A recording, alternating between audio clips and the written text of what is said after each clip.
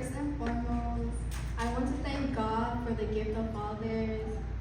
It is through His love and grace that we are blessed with strong, selfless men who help shape our lives with wisdom, strength, and quiet sacrifice.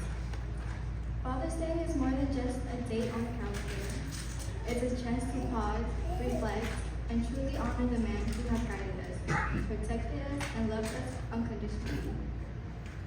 To all the fathers and father figures, thank you. Thank you for your tireless support, your quiet strength, and your endless love. Your presence gives us comfort. Your effort gives us stability, and your example gives us direction. For my dad, happy Father's Day, Papa. As many of you know, my father is someone truly special. He's funny, genuine, and always full of life.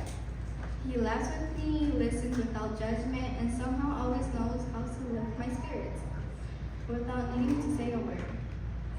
When I'm down, I simply hug him, and in that embrace, I feel safe and understood.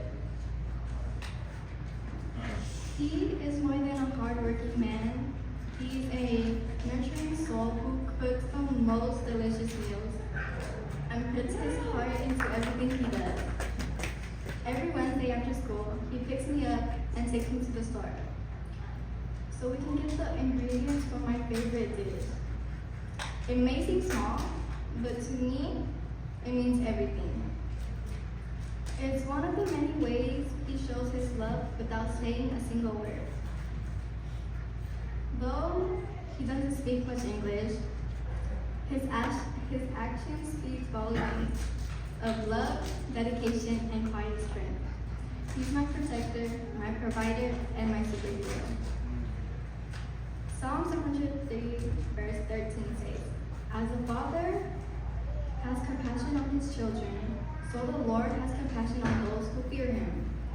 That verse perfectly reflects who my dad is.